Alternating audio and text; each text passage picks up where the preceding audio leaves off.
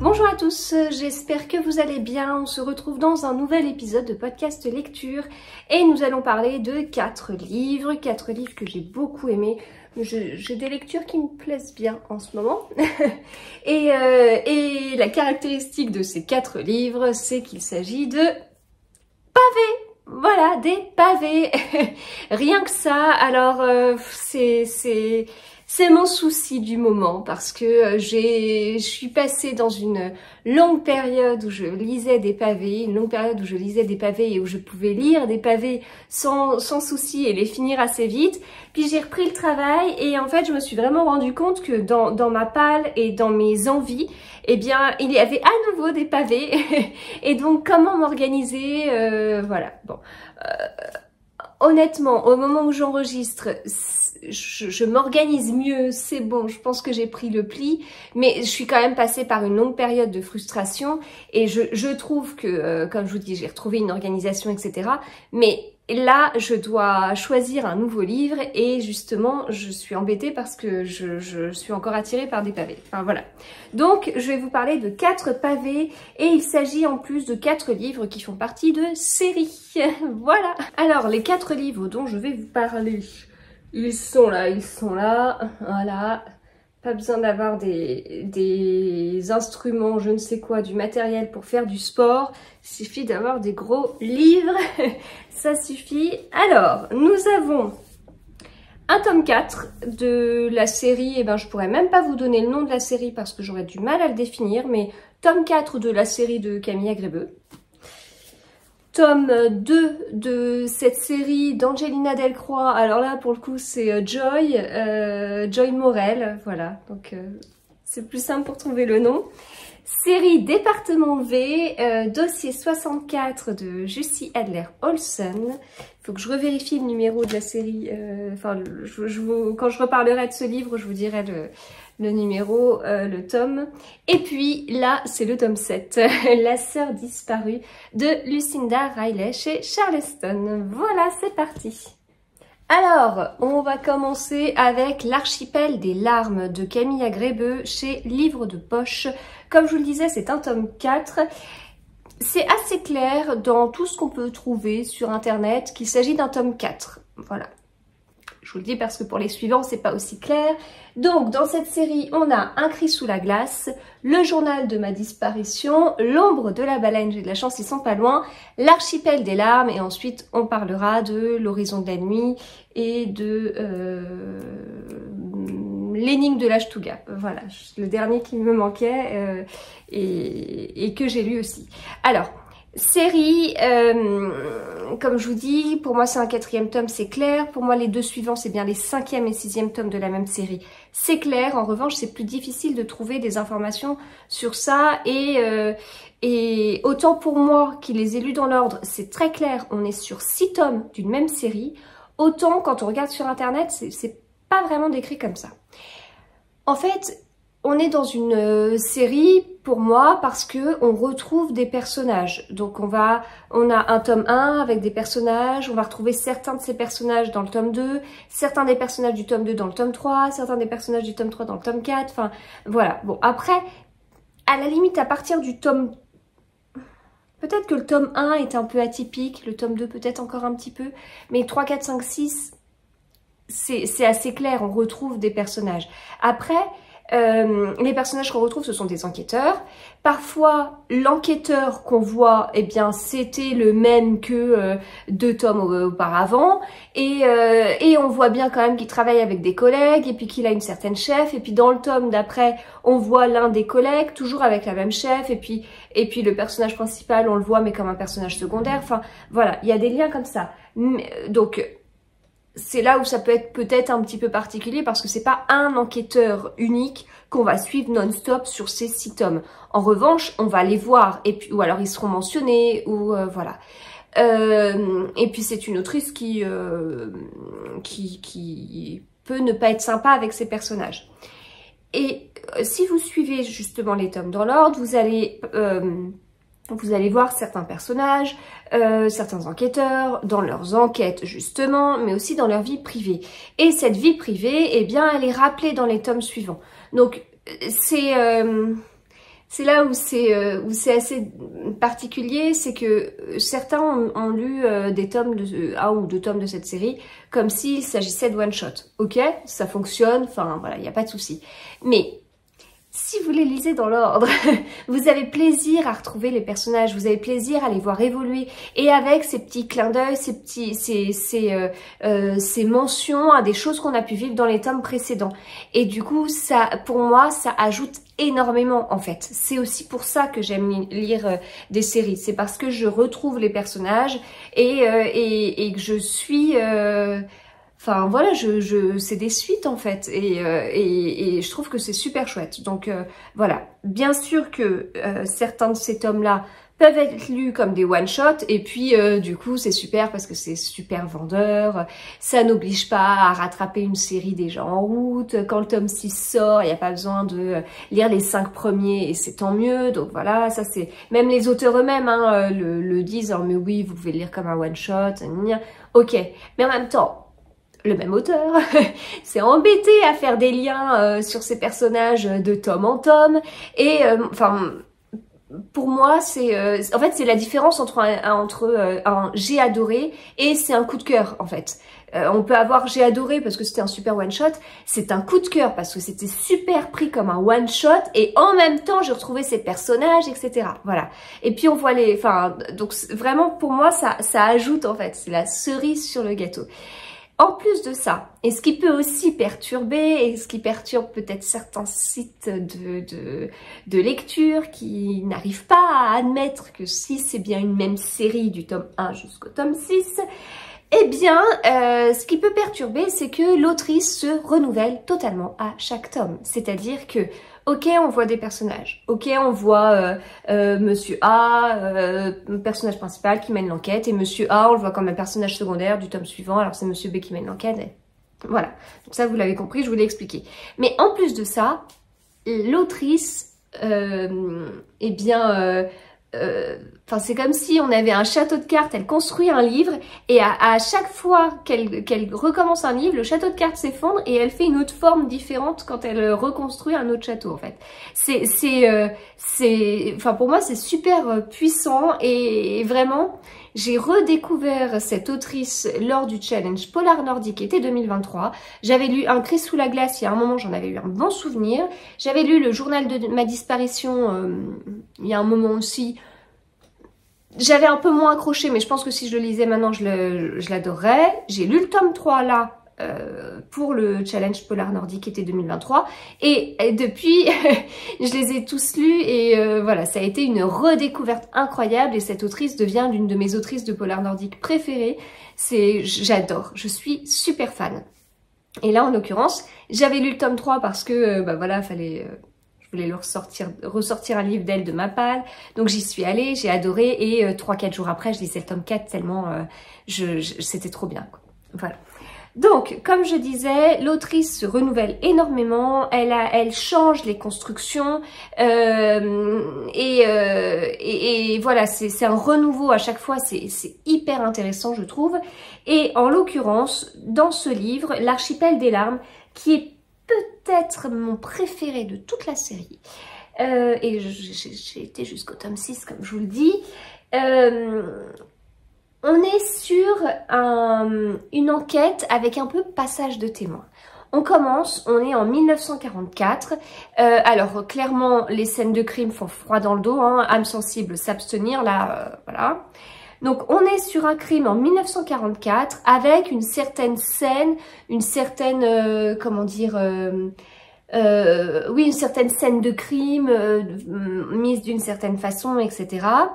Il y a une enquêtrice à ce moment-là et compagnie, et puis je peux pas vous dire pourquoi il y a des passages de témoins, mais vous le verrez assez vite. Et donc l'enquête piétine, enfin en tout cas il n'y a pas de résolution. Et puis 30 ans après, on a à nouveau des scènes de crime qui font penser à justement ce qu'il y a eu en 1944. Donc des scènes de crime très particulières, hein, vraiment, enfin reconnaissables. Enfin voilà, donc il n'y en a pas eu d'autres comme ça entre 1944 et 30 ans après. Et à ce moment-là, on a une nouvelle enquêtrice qui mène l'enquête et compagnie. Elle ne résout pas le crime, elle va loin, mais elle ne résout pas le crime. Et hop, passage de témoin, etc. Donc, on en a plusieurs. On a 4 enquêtrices. Donc, la toute première, on a Britt-Marie, on a Anne et on a Malin. Et en l'occurrence, Anne et Malin, ce sont des personnages qu'on a déjà vus dans les tomes précédents. C'est hyper intéressant et hyper intelligent. Là, c'est mis l'archipel des larmes magistralement construit, mais totalement. Nous fait traverser les décennies suédoises en compagnie de femmes hors du commun, avides de justice et déterminées à arrêter un monstre. Et effectivement, on est totalement là parce que ce sont des femmes enquêtrices qu'on va suivre et ça va amener à plusieurs choses. Bon, déjà, il y a cette histoire de passage de témoins et d'enquêtes non résolues qui défilent de génération en génération. Ça, c'est hyper intéressant et tout ça. On suit des femmes enquêtrices. Sauf que être femme enquêtrice dans les années 80, c'est pas la même chose qu'être une femme enquêtrice dans nos années, quoi. Donc, on voit cette évolution et c'est hyper intéressant comment les femmes sont considérées, pas toujours très très bien. Et donc, il y a aussi ce côté, historique entre guillemets et évolution. Et on voit aussi les femmes au sein de leur couple, en fait, avec éventuellement des problèmes de couple et compagnie. Et donc ça fait partie de la vie privée, mais du coup, comme je vous le disais, la vie privée des enquêteurs est super bien décrite dans cette série-là, et on suit ça aussi. Donc c'est très féminin. J'ai beaucoup aimé avec ce truc de une femme qui travaille il y a certaines années où c'était compliqué, c'était pas fallait se battre pour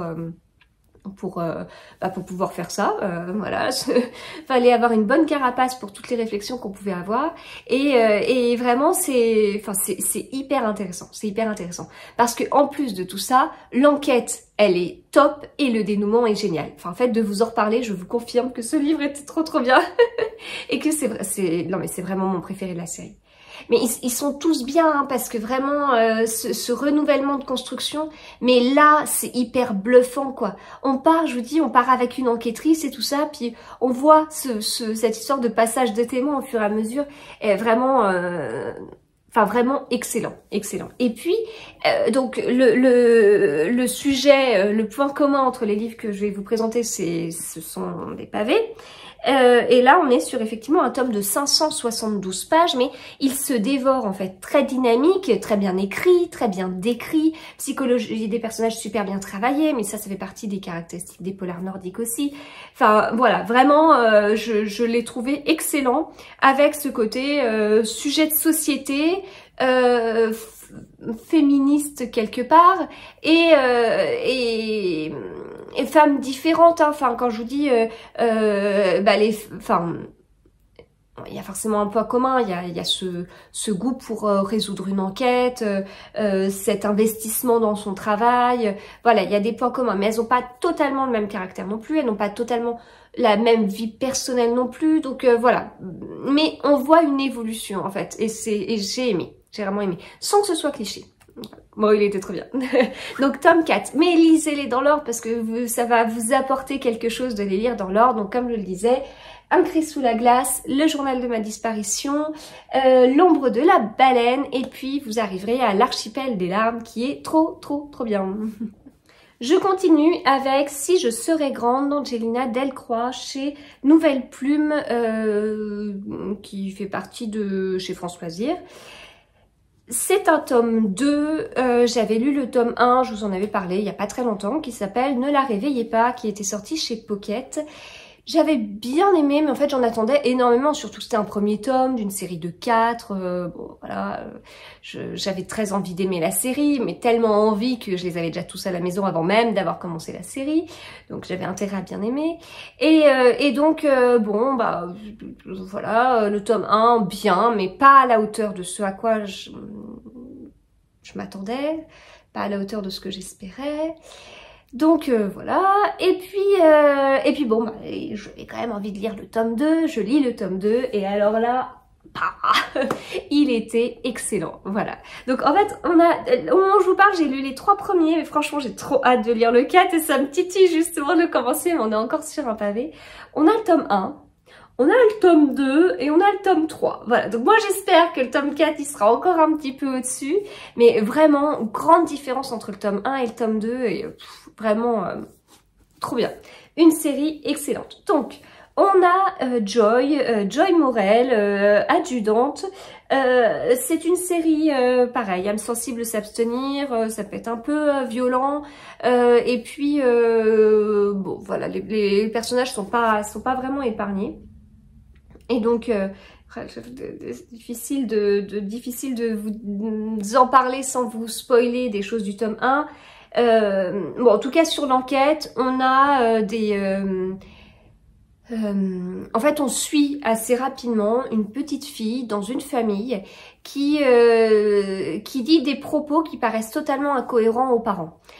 Du style, tiens, enfin je sais plus quel âge elle a exactement, mais oh, je vais fêter mes 7 ans, et les parents qui disent, bah non, tu sais bien que tu vas fêter tes 8 ans.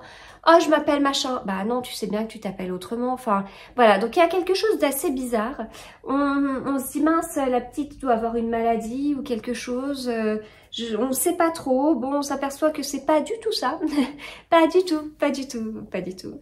Et puis, donc ça, c'est ce qu'on suit, mais dans le passé. Et puis, dans le présent, au niveau de l'enquête, eh bien, il y a des corps d'enfants qui sont entassés. Et au milieu de ces corps d'enfants, on en a quand même un,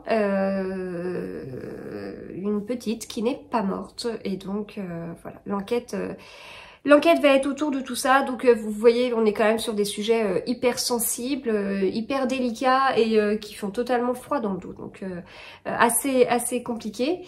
En tout cas, j'ai trouvé que les personnages étaient vraiment très bien travaillés, pas tout lisse, pas tout rose.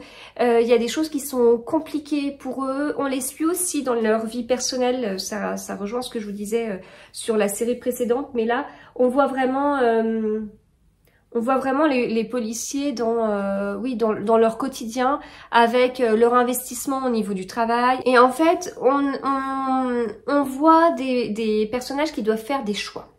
Des choix niveau vie pro, vie perso, mais même dans le cadre de la vie pro, il y a des choix qui sont faits et c'est super bien décrit. La personne qui fait le choix, voilà, après elle en fait un, elle doit l'assumer et puis comment ce choix est perçu et voilà. C'est très compliqué, vraiment c'est très compliqué parce que ce que je vous dis c'est pas tiens est-ce que je mange une pizza ou un hamburger quoi, c'est pas vraiment ce style de choix. Donc voilà. Le personnage de Joy, moi j'adore totalement, voilà, c'est très attachante et pas enfin voilà, elle a, c'est pas une pauvre petite chose. Elle se bat. Enfin, elle essaye de bien être inclus dans tout ce qui peut se passer. Parfois, on la met à l'écart pour un peu la protéger, mais elle veut pas ça. Enfin voilà, vraiment, c'est un personnage que j'aime énormément. Et puis le rythme, il est vraiment haletant. Les chapitres sont courts. Voilà. Donc au niveau de ce tome 2, comme je vous le disais au tout début, je le trouve d'un niveau nettement supérieur au tome 1. Le tome 3, il était trop bien aussi. Voilà, je vais vous en reparler, ça me donne très envie de lire le tome 4, mais vraiment super bon, super chouette série. J'ai commandé les tomes 2 et 3 sur France Loisirs. Là, on est sur Nouvelle Plume en poche, mais le tome 3, je l'ai trouvé qu'en Nouvelle Plume grand format, mais il a dû exister en poche. Donc voilà, donc pas forcément évident à trouver, mais ils sont très bien. C'est curieux parce que, comme je vous dis, le premier, je l'ai moins aimé, il est chez Pocket, et les tomes 2 et 3, je les ai adorés, et ils sont chez France Loisirs, et voilà, pas forcément évident à trouver, donc c'est curieux. Voilà, donc super bon tome, et donc on avait dit qu'on était dans une partie pavée, celui-ci fait 476 pages. Je continue avec Dossier 64 de Jussi Adler-Olsen chez Livre de Poche. Et donc, c'est un tome 4. Pavé, totalement pavé. Cette série est un pavé. On est sur 600, un peu moins de 670 pages. C'est un petit tomes pour la série, parce que après ils font 100 pages de plus. Voilà, donc c'est gros, et puis c'est pas écrit, c'est un gros tome, beaucoup de pages, mais c'est pas écrit gros, hein. Voilà. C'est une série que j'adore, je vous l'ai déjà dit, c'est une série que j'ai découverte cet été dans le cadre du challenge Polar Nordique été 2023. J'avais les 2 premiers dans ma palle depuis un long moment. J'étais pas super motivée pour les sortir parce que justement il s'agit de pavés. Je peux même pas vous dire que ce sont des pavés qui se dévorent parce que, enfin, je suis tenue en haleine, j'y vais avec plaisir, mais je le lis pas vite en fait comme livre. C'est pas un livre où je vous dis oh je lis plus de 100 pages par heure. Non, c'est pas le cas. C'est une série qui est super travaillée et je suis admirative en fait du travail que l'auteur a pu faire parce que vraiment ça. C'est hyper intéressant. Les personnages, ils sont super bien travaillés.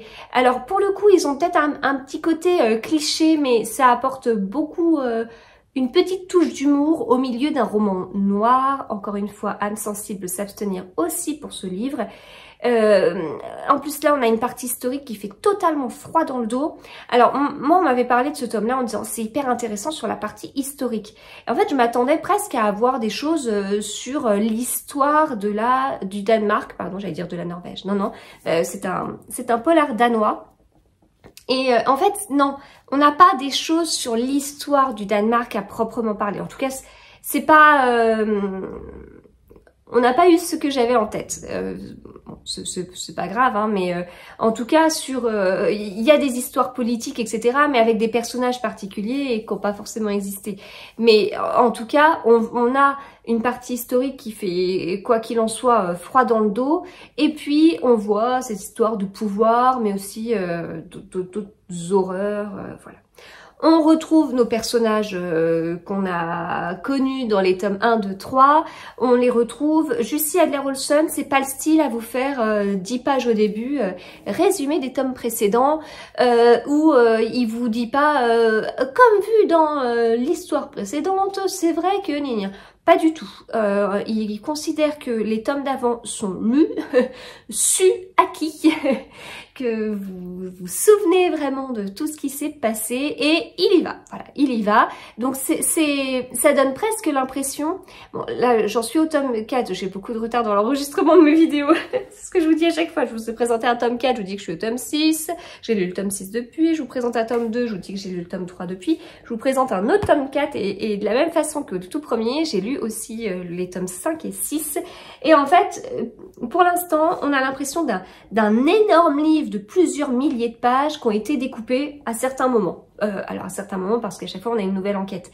Mais globalement c'est vraiment des suites, mais des suites presque sans pause en fait. Alors il y a peut-être une pause un peu plus importante entre les tomes 5 et 6, mais voilà, ça se suit, ça se suit. Donc pour moi qui les lis comme ça, le tout premier, je l'ai lu fin juillet, là on est mi-septembre, j'ai lu les 6 premiers, bon globalement je les ai pas enchaînés non plus parce que ce sont des pavés, hein, et qu'il faut que j'arrive à les caser, mais globalement je me souviens de l'histoire.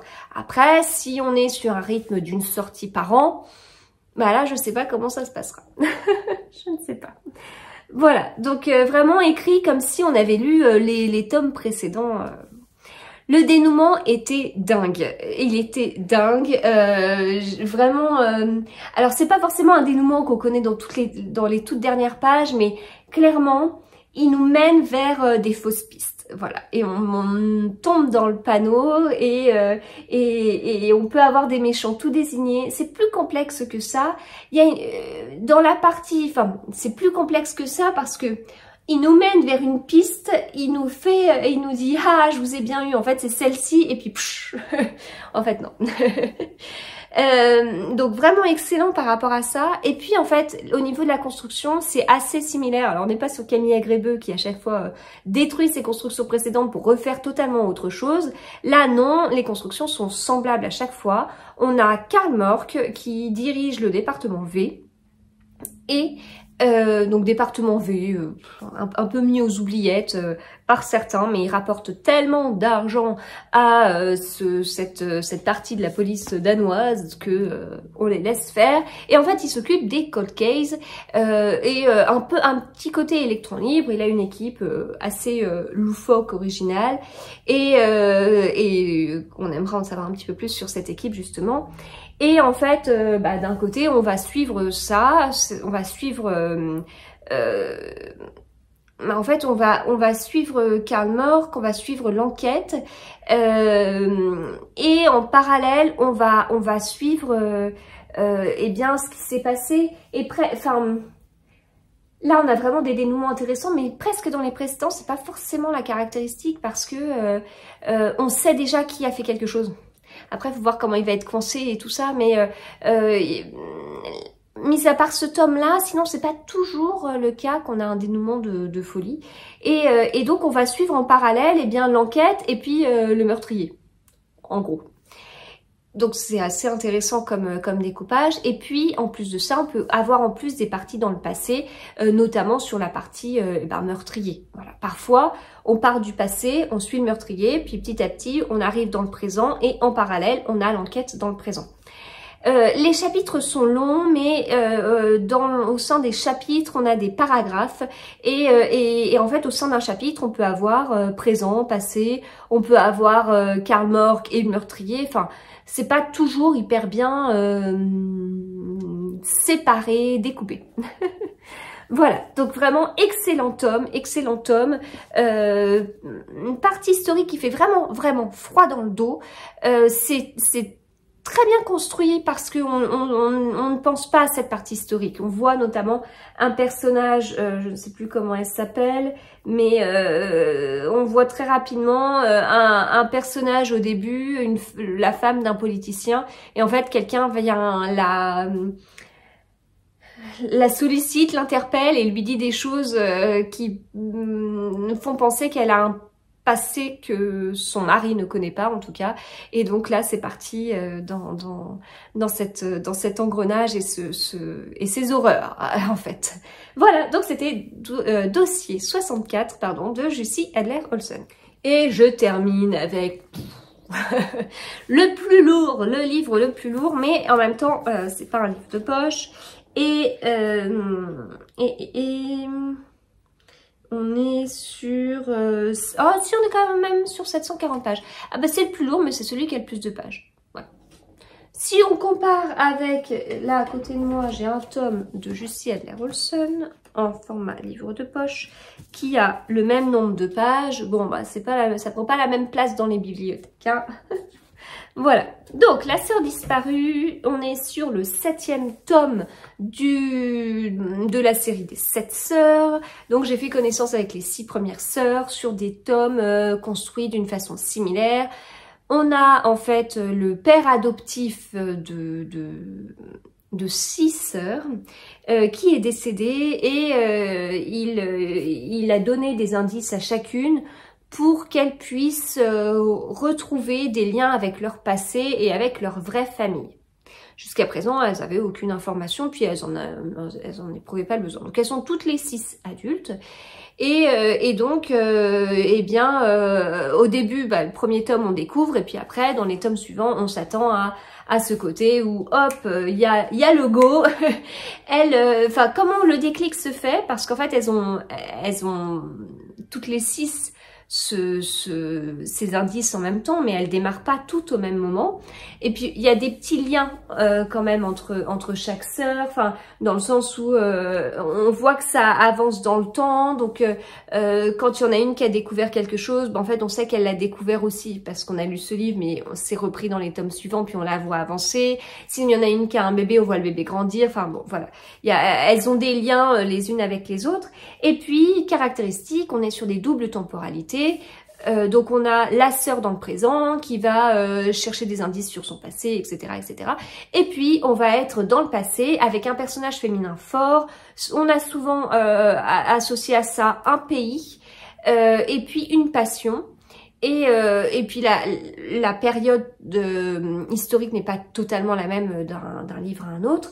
Et puis voilà, on a cette construction, c'est hyper bien écrit, c'est hyper bien recherchés en fait. Enfin, voilà, c'est des livres qui ont demandé du travail, ça se sent, c'est très riche et c'est très prenant. Mais je vous dis tout ça, mais pourtant j'avais arrêté la série il y a 1 an et j'avais pas repris les tomes suivants, alors que le dernier tome est sorti il y a pas longtemps et ça a fait un truc de folie quoi. Hein. C'est vraiment le dernier tome est resté numéro 1 des ventes pendant un sacré bout de temps et tout ça. Donc, je suis partie avec ce tome 7, La sœur disparue, et je remercie énormément Marine de Toile de Mots qui me l'a offert.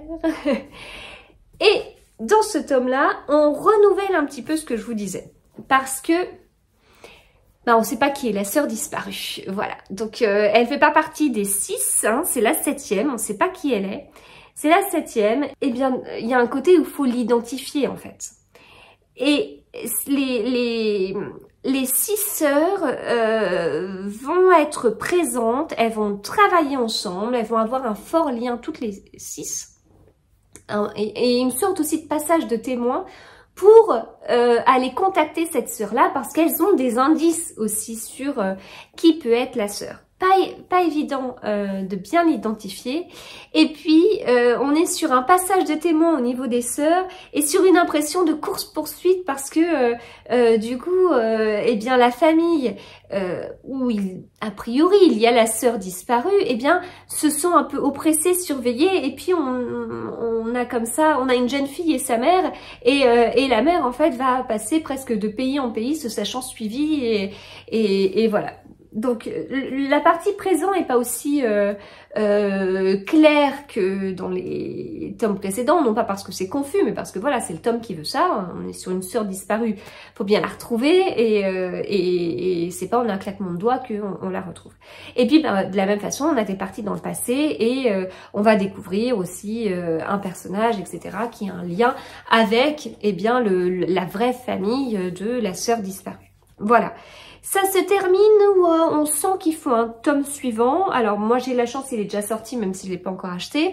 Les personnes qui l'ont lu, qui ont lu ce livre et qui avaient hâte de la suite, ça a dû vraiment leur faire bizarre. Entre-temps, malheureusement, l'autrice est décédée et donc le dernier tome a été écrit par le fils de Lucinda Riley sur, enfin, d'après ce que j'ai pu lire et entendre, sur recommandation, note de la mère. En tout cas, elle avait déjà écrit une bonne trame du dernier tome comme elle l'imaginait. Voilà, donc très bon tome. C'est pas mon préféré, clairement c'est pas mon préféré. Moi je crois que je reste sur le tome 2 en fait, qui est mon préféré. Ah, le tome 1 c'était la découverte, mais le tome 2 j'ai beaucoup aimé. Donc là c'est pas mon préféré, mais ça faisait 1 an que j'en avais pas lu. Et donc j'ai eu un côté, un moment de... Ah, c'est bien, c'est une excellente série.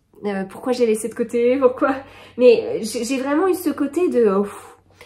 Mais qu'est-ce que ça fait du bien de replonger dedans, qu'est-ce que c'est excellent, qu'est-ce que c'est bien travaillé, enfin ça, voilà, j'étais bien. Alors de la même façon que le tome précédent, que le livre précédent dont je vous ai parlé, Dossier 64, c'est pas un livre que j'ai lu super vite, voilà, ça se dévore pas comme ça non plus, c'est pas un page turner, mais on est bien, et puis c'est dynamique.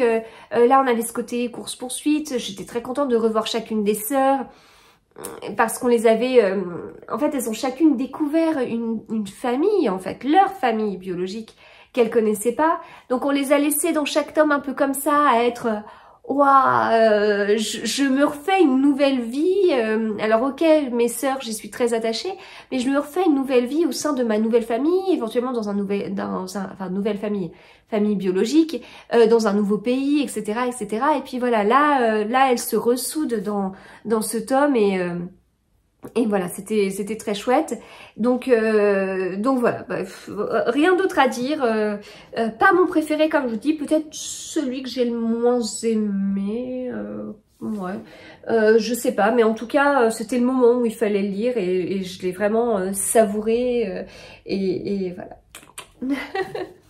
Eh bien, je vais m'arrêter là dans ces pavés. J'espère que cet épisode vous a plu. Si c'est le cas, n'hésitez pas à m'envoyer un petit commentaire, un petit message parce que ça fait toujours plaisir et à me mettre un petit pouce vers le haut aussi. Voilà, ça compte. ça me touche. Si vous n'avez pas le temps, vous pouvez juste laisser une petite trace de votre passage comme ça et ce serait super sympa. Voilà, eh bien écoutez, je vous retrouve très vite pour d'autres vidéos et puis d'ici là, je vous souhaite de super bonnes lectures. À bientôt!